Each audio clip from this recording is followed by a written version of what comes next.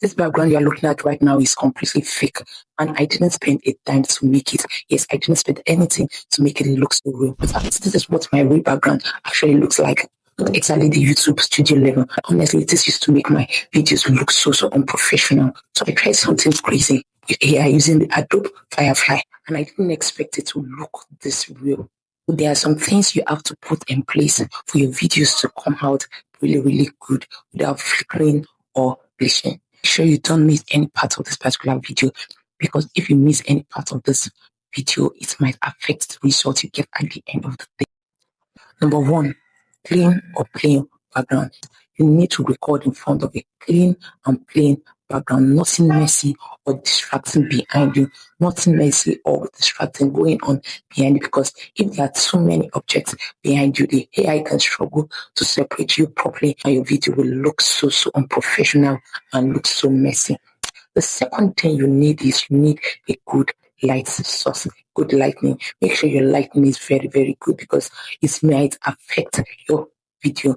If you don't have any light source, you can just stand facing a window or you record outside for good lighting, because lighting helps the AI to detect the edges of your video clearly, and that's what makes the effect look so realistic. You want to know it's fake, it will make it look so realistic.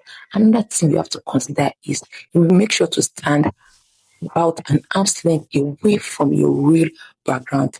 This creates separation so that the AI can clearly tell what's you and what's behind you. Another thing you need to consider is please keep your phone very stable, or you use a tripod, because if your video is shaky, the background effect will look so cliche and unprofessional. It will look so messy and you won't like it. You have to put your phone in a very stable position using a tripod stand. Another thing is, while recording, make sure your hands are always in front of you. Do not allow your hands to come behind you or beside you. It will definitely affect your video and will make your video look so fake and unprofessional.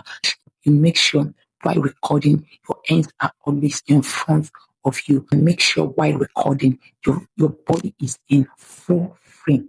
While recording, you should record from at least your head to your waist or your chest region. Then when all this is all set, then you record your video. Normally, after recording your video, then you use any video editing app, either CapCut, Adobe Premiere Pro, or DaVinci Resolve. So edit your video properly, allocate your video to all your basic edits, remove off pauses, remove extra pauses from your video. Just edit your videos the way you edit properly, because if you don't edit your videos, you impute your fake background and now start editing your video, it will affect the overall quality of your video. That's why it's very important for you to do your basic edits before imputing your fake background. Once you're done with your basic edit, just take a screenshot, then head over to your browser and type firefly.adobe.com. Then you'll be required to sign in. You'll be required to sign up. Then you just sign up using your email, put in your details, then click on create.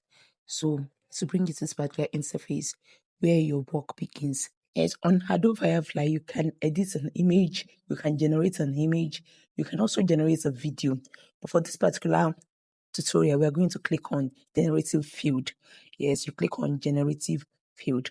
Then it's bring you to this particular interface, then you click on upload image.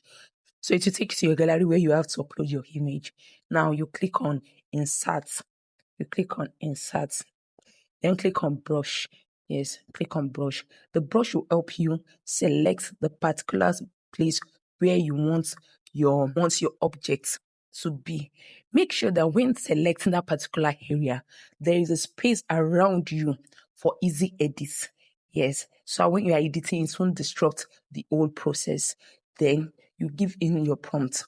You can give in your prompt if you have it, or you can as well generate your prompt using ChatGPT. Yeah, just go ahead and copy your prompt and paste it. Yeah, once you're done, just click on generate. Then give it some time for it to generate. You need to generate 3 different samples for you. So if you want that, just click on keep. But if you don't, you can just click on more and it will generate more for you. Yes, you go through all the ones generated. If there is any that you want, you just click on keep. But if there is none, just click on more and it will generate another 3 sets. And if you go through it again and you don't like it, you can keep doing that for at least 4 different times. And if you don't want that, you can as well tweak your prompts for it to generate another thing entirely. Yes, just click on your brush and select that particular area you want the object to be. Now we've given it another prompt, so it's going to generate another set entirely. And if you love what you generated, you can just click on keep, then you download. But if you don't want the results, you can as well retweak it again, or you click on more and it will generate another 3 sets. Once you are satisfied with the results, just click on keep and download. Then the second method is where you select each of the segments, then you give each of the segments different prompts. In the first segment, we want it to have a wall frame.